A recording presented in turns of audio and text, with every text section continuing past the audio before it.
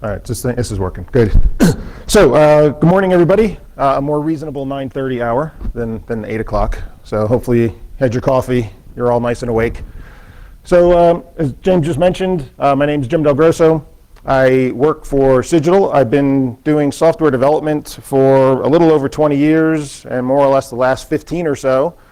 I've been focused on software security, and for the last 8 at Cigital, I've been focusing entirely on helping companies identify flaws in the designs of their system.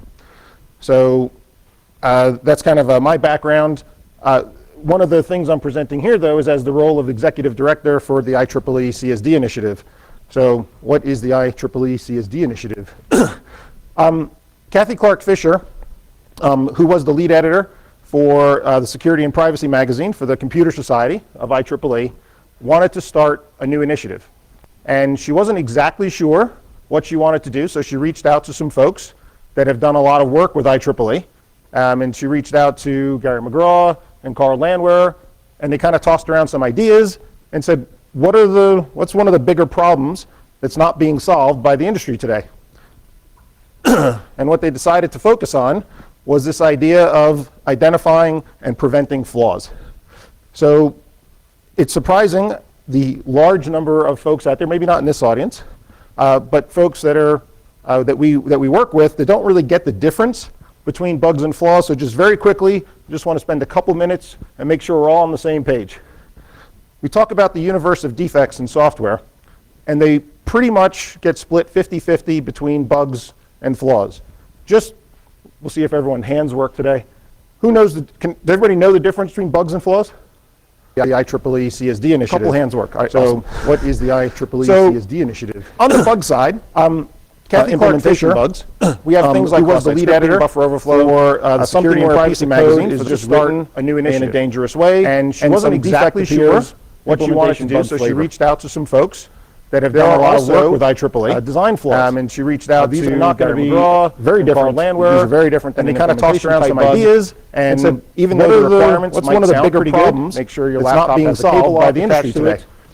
People will implement that, and what they decided to focus on was this idea of kind of identifying from real life, preventing there was a control with IT that said you had to have your laptops, the large number of folks out there, maybe not in this audience, but folks that are table legs that we work with that don't really get the difference between bugs and flaws. So just very quickly, software where the control is of course, you can do input validation. That's not the ideal way to find excess from occurring. We really want to do the appropriate output encoding when the data goes back to the browser. There's an awesome reference article on the OWASP website called the XSS Prevention Cheat Sheet. Who's heard of the XSS Prevention Cheat Sheet? Good, excellent. And we get now to the first two OWASP tools that I want to mention to you.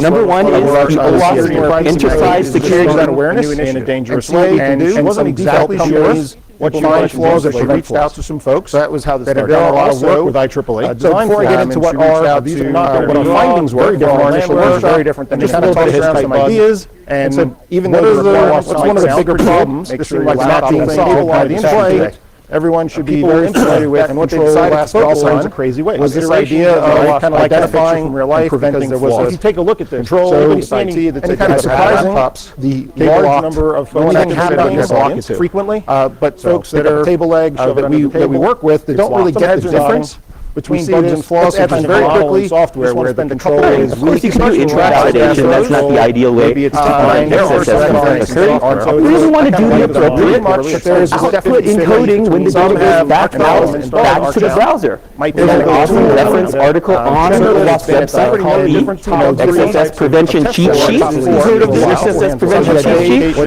Excellent. And we get now to the first two prevention cheat sheets. Good, excellent. And now to the first two OWASP tools that I want to mention to you. Number one is we're not getting any better at it. Right? We continue to make the same kind of mistakes. So this was, again, this was just kind of interesting. I did this after the CSD initiative, and I was more kind of surprised. Findings were our initial work very different, and sad to history. We haven't really made much progress. It's one of the bigger problems to fix some of these not being solved by the industry.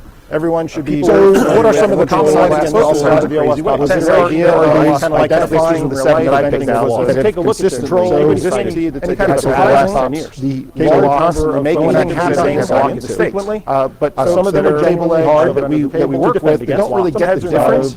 But still, there has to be very quickly software where the control is. You can do intra-validation, that's not the ideal way. There are some we want to do the appropriate output encoding when the database backs out. And of course, the reality is, we know about this reference articles on the OWASP website, right? There was a prevention cheat sheet. Heard of the prevention cheat sheet?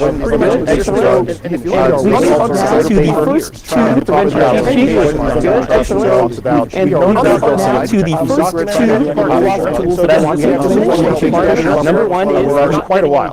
So it's right. It's not new. Continue to make the same kind of mistakes. It's been known about. So this was, we just haven't made the progress. Again, this was just kind of really should have made. And so that leads to this idea that knowing about the problem doesn't really help us solve the problem. And knowing about the problem really made much progress. So we have to do something different to fix it. So even though it's documented, even though we may have checklists, even though we may have really good documentation to describe what the problem is, we're not moving forward in the right way. So in April, the CSD initiative started in late 2013 as the idea. In April of 2014, we held our first workshop. We invited a number of firms to make this a little bit, and the idea was everyone had to bring something to the table. And of course, however you reality the information about articles, if it was internal reviews, great. If it was some external data source, great. As long as you brought data that was what you used to be some of the common flaws that you were recognizing in software that you reviewed. So that was the data that each of these firms and universities and government kind of agencies brought to the table. So everyone brought their own information. Nobody knew who else was coming. So it was all everyone's own information. And basically, we took that information about the problem and we discussed it for a day and a half. For those, first of all, just to show you who's actually downloaded, so even though it's documented, even though we may have checklists, even though we may have, as part of this presentation, we have a link to it, so you can certainly go download it. Everything that's being created is in the right way. It's being created with the, so in April, Creative Commons attribution started, so you can use this for commercial purposes, you can use it for non-commercial purposes, however you choose to use it, it's up to you. These were the folks that participated. The idea in the first workshop, everyone had many of these participants, again, brought the flaws that they were catching through internal reviews. So this is another kind of important point about some of this data. The data that was presented isn't ever going to show up in any other type of list because it gets caught by internal reviews. The mistakes are being made, right? These types of flaws that we're going to talk about, they are being made by these organizations. They're being caught by internal reviews, internal design reviews, internal threat modeling activities. Different firms have different words for what it is they do. But this was caught for some of these firms by internal reviews. Others are what they had read through industry research. So again, it was kind of a mix of where this data came from. But we took what everybody had presented, kind of laid it out on a table. Everybody talked in their own way about the flaws that they found within their organization or university or whatever. And we kind of congealed it into 10 common problems, 10 common design flaws. So that's where this data came from. It was real data from real companies, from real organizations. So what are the top 10? And again, these are not in any kind of an order. There were in fact some companies that specifically said, these are not in any order to us. We're just going to tell you the 5, the 7 things, 8 things that we see. And what we did is we talked about them as a group, and we just said, here are the 10, the 10 common flaws that are being identified, and these should be on the list. There was enough critical mass that enough of the participants were seeing these types of flaws, so they made it onto the list. I'm not going to read these to you. You can read them yourself, and of course you can download these. But as you look at these, again, these are well-known problems. There isn't, hopefully, anybody here that doesn't think client-side trust is a design flaw, right? This is an issue with software. If you look at the bottom two, that ties quite nicely into one of the top, OWASP injection attacks, right? Screwing up your data and control is the universe of injection attacks. But these are being caught through design reviews in many organizations, preventing lots of instances of different types of injection attacks from happening. Again, of course, authorize after you authenticate. Nobody purposely does this, and yet this was happening in enough places where it's caught by internal review that it's not being done correctly, that it made the list. Again, this was kind of telling information that these types of flaws are routinely being caught by internal review and by very capable companies with very capable dev shops. So something about this is a bit more challenging than we're giving credit for. So again, another set of 5, which is, again, as you look at some of these, again, some of these are hopefully pretty obvious. Crypto is done incorrectly very frequently. It's very hard to get this right. The APIs are very easy to use, and it's very easy to misuse because the developers don't have the security training to really understand the nuances of if I pick certain primitives or do something with certain protocols, I'm going to make myself vulnerable to certain types of attacks. That's not their domain knowledge, right? Having an easy API to use that's hard to get right is exactly not what we should be having. Some of the rest of these, again, kind of roll back into an organization of what is sensitive data to your organization. Do you have a data classification model? Understanding what's sensitive for one app might not be sensitive for another app. Having that kind of information inside the organization is critical in order to avoid some of these flaws. And again, we'll look at a couple of examples of these. But this is the list. This is the list of the 10 and what made it into the top 10 list. So as you may have scanned these 10, or if you read the 10 online, you may have said, I feel like it's the little gecko who's saying, yeah, everybody knows we know about these things. And I agree for the most part that there is a huge audience that knows about this, but this is where we are. So we're constantly making the same kinds of mistakes, even though we know about these problems. We know exactly what the problem is. Our real problem is we don't seem to have a good solution for preventing them. And so what the CSD is going to try to do, well, not try to do, we're going to do it, is we're going to provide the kind of guidance on how to avoid these flaws. Now, what you're going to see up on the site is not there yet. Again, we had our initial workshop in 2014. But as we move forward over the next couple of years, that is exactly what we're going to do. We want to make it more challenging to allow a developer to make these kinds of mistakes. We don't want these flaws to exist. So we recognize that there are organizations that may not be able to do threat modeling, or they may not be doing design reviews, but can we create something for them that still helps them avoid these common flaws? We think the answer to that is yes, and we'll be working on that over the next couple of years. So just to pull out a couple of examples. So one of the flaws was to use an authentication mechanism that cannot be bypassed and tampered with. There's a lot of examples. I'll just show you 3 quick pictures before I start talking. Everyone has kind of seen this one, I think. This is a well-known picture. If you were narrowly focused and you were on the road looking at the gate, you may think that, okay, there's a gate here and that's my control, I can't get past it. And again, in designs and in software, we see this occasionally, where the design looks good if you're looking at a very small piece of the problem, but if you take a step back and look at the entire software ecosystem, there are ways to get around it. There's other types of design flaws where maybe the control is great in some spots, but in other parts, the control is not so great. And so as an attacker, of course, we're going to go work on the weakest part. As a defender, we can't have that. Right? We can't have stuff like that. And then there's nonsensical stuff where the control is there, but it's really just there for show. It's not truly effective. You just go around it. that one's sort of like the first one, just another example.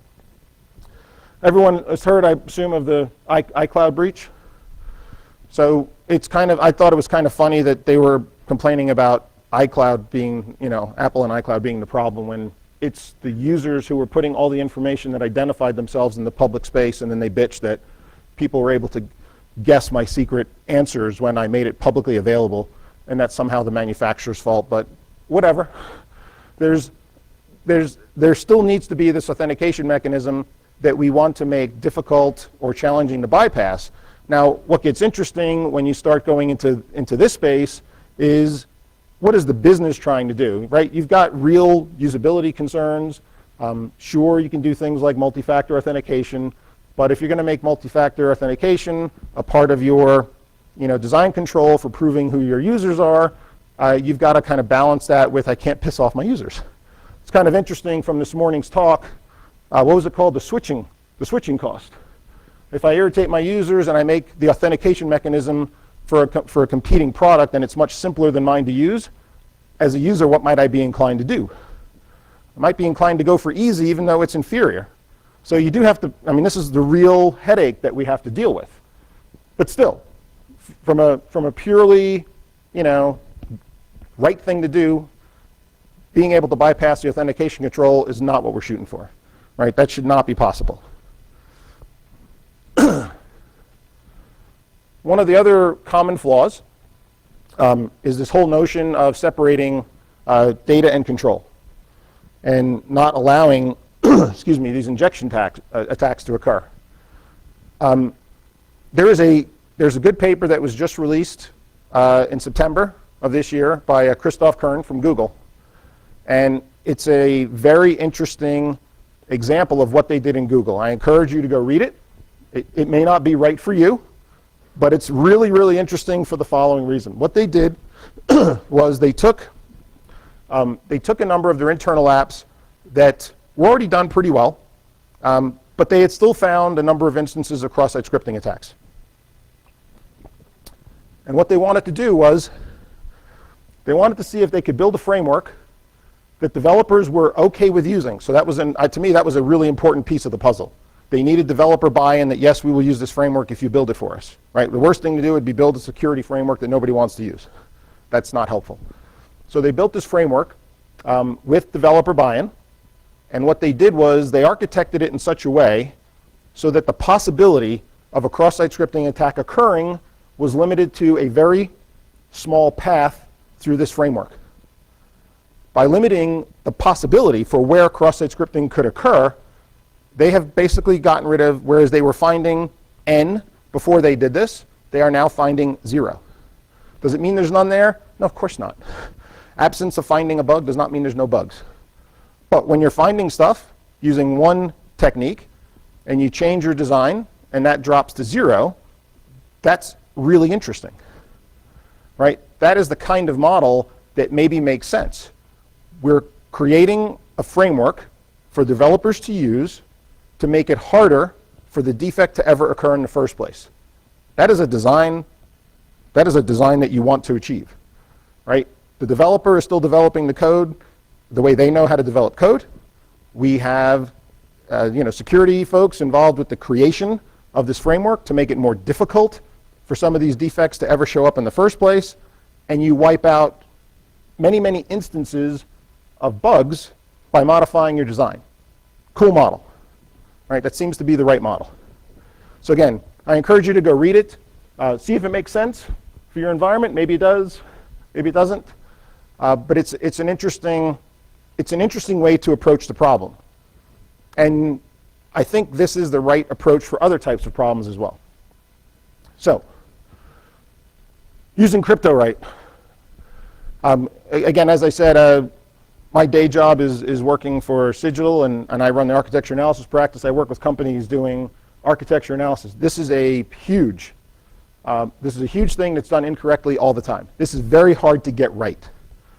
And so just to show two examples, one of which does not belong here, and one of which does. These are two examples where crypto was used correctly. Which one does not belong here? Because we're talking about flaws. Which one? Heartbleed. Somebody says heartbleed. Yeah, heartbleed doesn't really belong here. That's a bug. There was a bug in the code, right? The code was written incorrectly, and so that is a good example of an implementation bug, but not really something that we're talking about, at least not when we talk about getting crypto right. Triple handshake, that's a flaw in the protocol design, right? There's a flaw in the way the TLS handshake works, and if an attacker can do the right thing and insert themselves into the handshake, they cause the client to think that they're really talking to the server when in fact they're not.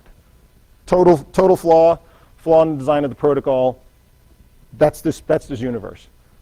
Now these are complicated examples, but if you think about more conventional flaws in systems, not having a design to deal with key rotation, not having a design to deal with key compromise, not having a design to change encrypted data. These are design flaws, but we see them all the time. People encrypt data, it's secure, and it's confidential, and it's tamper-proof, and it's great until something bad happens. And they don't have a design in place to deal with when something bad happens. That's wrong. Something bad will happen. Will probably happen at 2 a.m. in whatever time zone you're in, and it'll be an inopportune time. You're getting ready to go on vacation tomorrow, and that's when this bug will, that's when this flaw will manifest itself. So we want to think about these types of problems at the design level, and plan for that. And how does our design need to change to address some of this? So again, if you go and look at the write-up, it's very high level at the moment, but it's really hitting all the key points that you need to be thinking about if you're going to be using crypto in your system. All the things that have to do with key rotation, proper use of algorithms, how are you going to deal with compromise? You have to be thinking about those. And if your design doesn't address them, you possibly or probably are setting up for a problem down the road. Again, this gets back to I wasn't doing this yesterday, so why do I need to do it today? It's because I wasn't in an accident yesterday doesn't mean I'm not going to be in an accident today. Right? This can still happen. So getting a design to address the known types of flaws that we do know about and that are occurring in lots of organizations seems to be the right thing to do. So another example. Again, there's this identifying of sensitive data. One of the problems that we see and other organizations brought to the table was within different business units, within different parts of organizations, what is sensitive data varies between the different business units. One business unit may treat something like a session ID as sensitive, another one doesn't care about such a thing. Security might mandate what's sensitive and what's not. Some piece of PII information might be sensitive, whereas in another organization, all of those pieces of information are not relevant to their line of business. These are problems within an organization that you have to solve, but from designing a system, you actually have to know what your policy is ahead of time so that you're actually building the controls into your software to not violate any of your principles, right? If I'm trying to protect sensitive data, what does that mean? Is it sensitive because it's sensitive to the business? Is it sensitive from a security point of view? Is it sensitive for some other reason? But you have to figure out what that means for the context that you're manipulating this data. And a lot of that, as it turns out, doesn't exist, which is kind of weird. Because the folks that do the scanning at the very end complain when sensitive data gets put somewhere that it's not supposed to, but they were not involved on the far left to let you know that you shouldn't be doing it, which is kind of weird. It's like I'm going to bitch about stuff after you've done it, which is a weird model. We should maybe do it earlier in the cycle. Another one, always consider the user. So this is a little excerpt right from the write-up up on the website. And if you just read the second sentence to yourself, it's right from, if it is difficult. So I know there are companies out there that make it difficult on purpose because they want you to reveal more information, which is good for them. But if you're actually worried about your users, trying to make this very clear and understandable in plain English to the users to understand when you pick this option and it has some security, effect, you as the user should know what it means. It's a nice model. It's the feel-good model. If I'm going to present the choice to the user, it should be very clear what that means. So here are two dialogues on some website. You probably can tell who it is, but it really doesn't matter who it is. So if you read these, select who can see your list of connections. Only you, your connections. How many people think only you means only you? You are incorrect. Only you does not mean only you. Only you means only you and the people you have a direct connection with. Your connections means everybody that happens to have any connection with you can see any connection of them. That is not what this says. And I'm in security. I know English reasonably well. That is not what this says. Only me means only me. That is not what only you means. This is backwards. Right? Now, I get that you may want to do this for certain business reasons, again. But when you're thinking about the user and we're talking about security controls, you know, burying it in weird dialogues and weird flows, and if you pick this option over here, it negates this option over there, this is not right. Not if you actually care about your users. Not if you actually care about trying to give the user the ability to secure their data. You can't have stuff like this. Right? We need to be clear, we need to be concise, we need people to understand what does it mean when they start to pick some of these choices. So thinking about the users is kind of an interesting security control to get right, because if we let users shoot themselves in the foot, it's actually better for us. We actually can lean back and say, look, I gave you the option to secure yourself, you chose not to. You didn't want to put a password, passcode on your mobile device, and then you complain that somebody picked up your phone and bought stuff on Amazon because everything was auto-logged, then that's on you.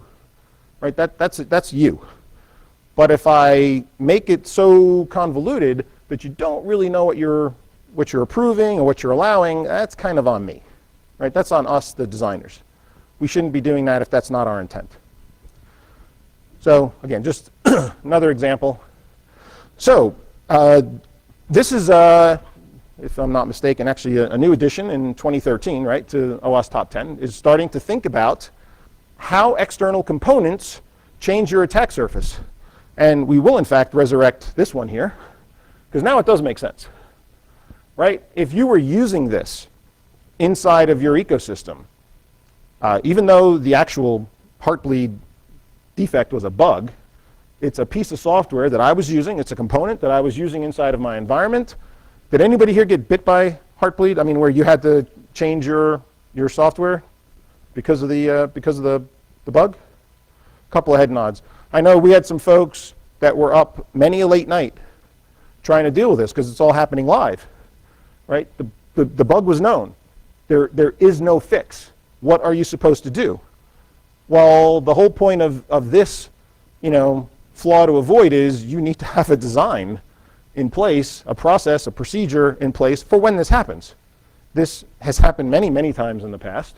It will happen many times in the future.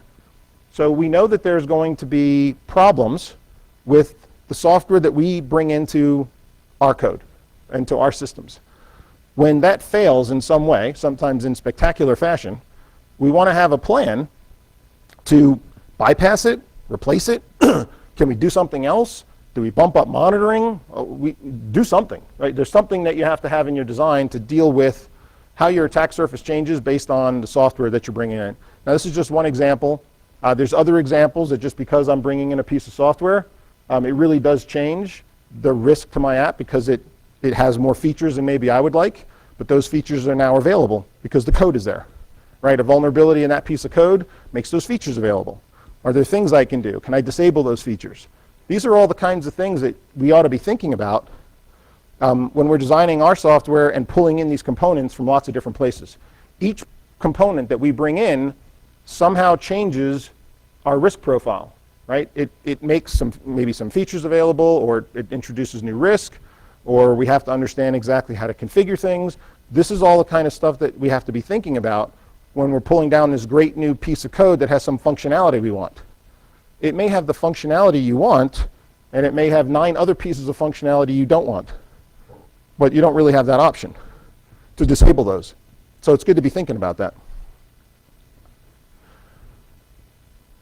So another one, just to kind of expand on, which was one of the identified flaws, which was basically when we're thinking about changes to objects and actors, how is our software going to change as those things change? And I don't know, it seems like the one good example that I could come up with was we got to roll back maybe, I don't know, 5-7 years.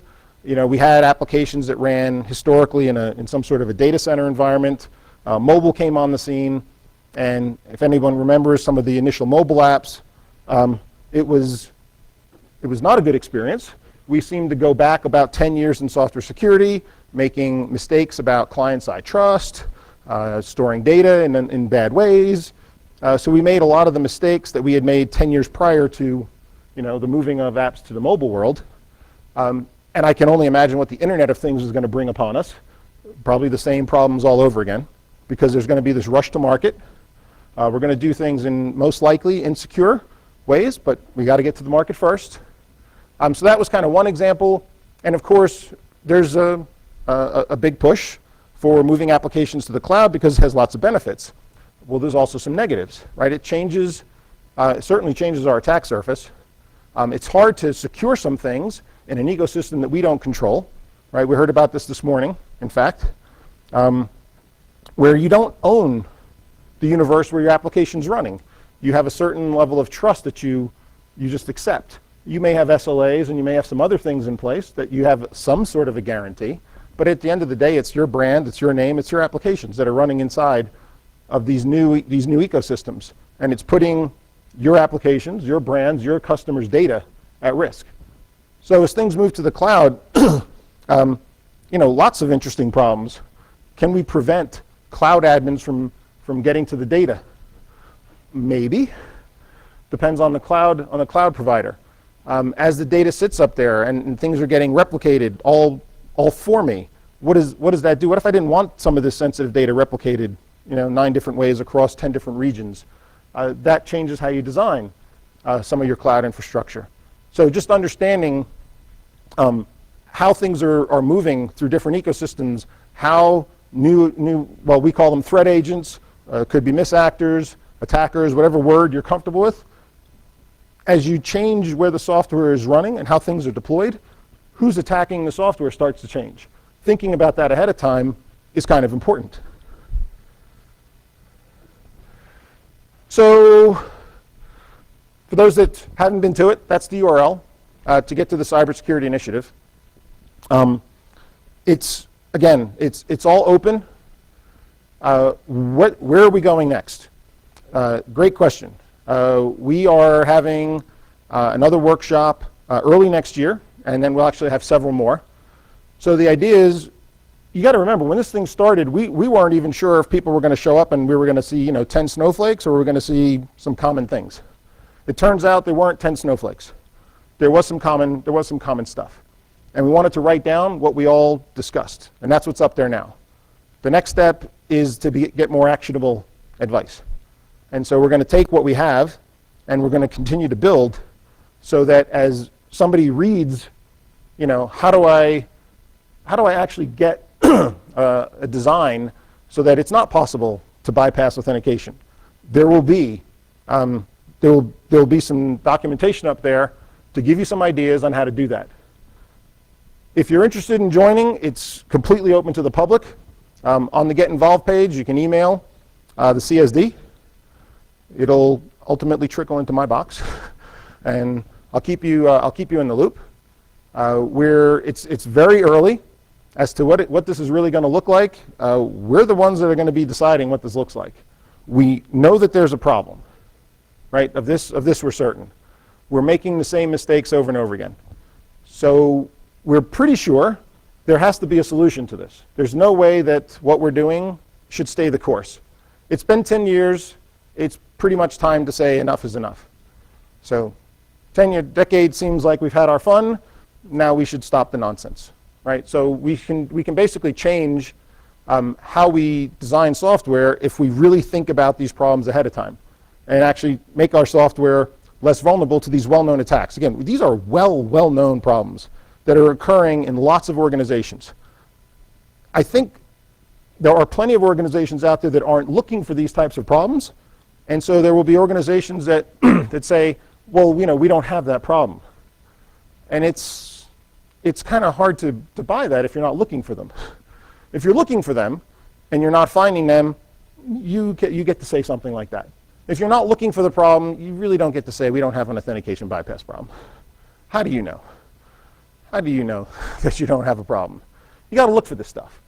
And so those are some of the other things that we want to push forward. If you look at the tooling and checklists and just some of the other things that are out there to help with pen testing and code review, much further ahead than what we have on the design side of things. Again, for us, we call it the threat modeling space. So it's way behind, in my opinion. And so we want to try to use this platform to maybe start to shrink that delta and not get it so far behind. So maybe we can come up with some tooling, maybe we can come up with some standard language even, so that we're all talking the same language. That would be epic. That would be nice. But that's where we're headed, what we're trying to get to. Again, you can download an electronic copy of the report. You can read it online, of course. You can download a PDF. If you want, we have a booth here. Swing by the booth. There's copies there. If you actually just want to bring a copy and hand it to your boss, try to convince them that you should be doing more on the architecture analysis side, looking for these flaws that do exist. And if you're not looking for them, you are the accident waiting to happen. You're more than welcome to go there. If you want to ping me, I'll be at our booth. Today from 2 to 5. You can bug me. You can bug me then. You can hit me in the halls. Bug me anytime you want. We have an event. Where is it? Over at Ignite Burgers at 7:30 tonight. You want to swing by, have an informal chat about this? Love to talk about it. Get ideas. Again, this is driven by the public. It's IEEE. It's all public. It's a global thing. If you know somebody in another country that wants to get involved, have them come to the site. It was really to, the Secure Design Initiative was to get awareness up and then to build some artifacts that will help people stop making these mistakes. So the only way we're going to do that is if we have a lot of folks, a lot of input, telling us these are the kinds of things that are working for you, some of the stuff that's not working for you, and then we can go from there. So that was all that I had. It's a small enough group. Has anybody got any questions about this? Yeah? They will be. I mean, I modified these, like this morning per usual. So I will get them to Laura Grau, and then if the slides are available, are the normal OWASP slides available somewhere? One had not, yeah. I would imagine they are, so they will be. Whatever the OWASP rules are, yeah.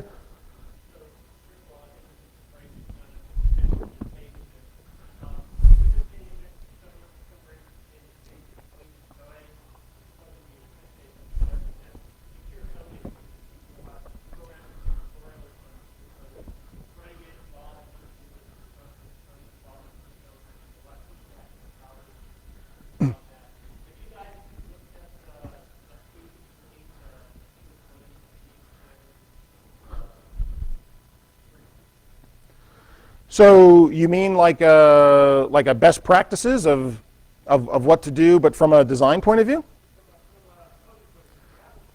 Yeah.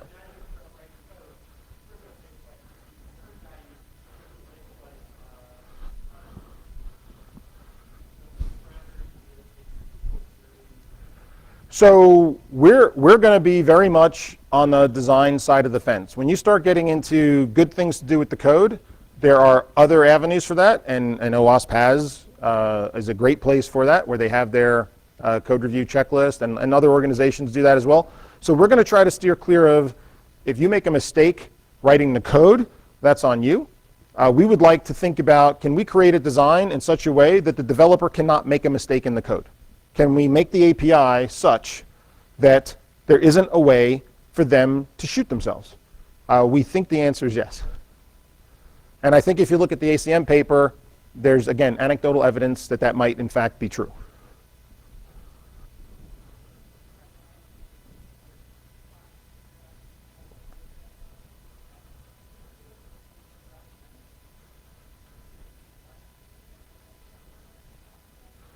So threat modeling will be a part of this, but threat modeling is, and again, threat modeling will mean very different things to very different people. So, so for me, threat modeling is a way of thinking through the different parts of the system and how someone is going to attack it or how some piece of code is going to attack it and putting in the right defenses so that those attacks don't work. That will be a perfectly good technique to use, but we're talking about, is there something we can do with the design? And it may not, again, we're not going to talk about threats, at least not right away, because that's a couple levels deeper. So is there something we can do in the design to make it more difficult for somebody to screw up when they actually move to the coding part? So threat modeling, important piece of analysis that gets done, because it tells us where to put controls. This is a control to put here, and if you use it, you're safe. You're not going to use the control right. Threat modeling will tell you I need this control here. So this is not really going to address that, because that depends on way too many things, right? It depends on your attack surface, depends on who are the threat actors you care about versus me. What are you protecting? We can't cover that with this. At least not for the near future. Yes?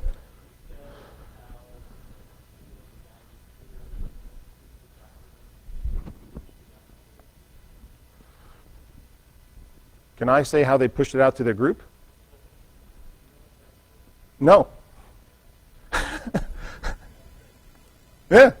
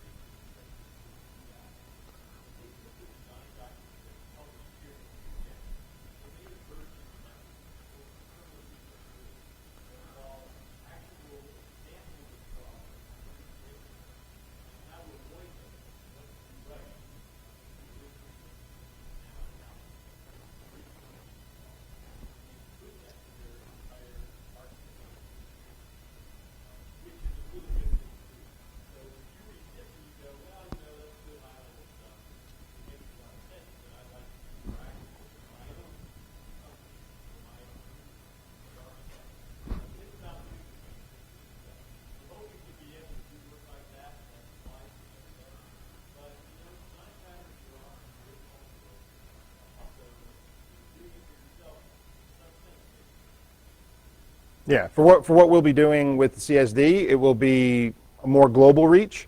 And so when we get into, what does this look like for a particular platform or a language, what does it look like in .NET versus this version of Spring, we leave that up to the volunteers that will take the framework description and then go apply it for a specific framework. Again, the universe of tools and tooling out there is too huge. But describing how to use those. Now, Twitter did this for themselves internally. But we still think, even if we come up a level from that, we can take better descriptions and make it, such that it is actionable by anybody. So anybody should be able to read well, not anybody, somebody with security background and knows how to code can maybe build a framework that your organization can use. And this way, when you start using, this piece of software, you've got a security control that your internal experts have said, this is solid.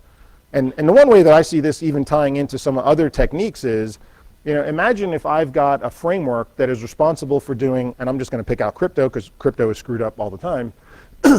Imagine you had your code review practice, and your code review practice is looking for direct calls to crypto APIs.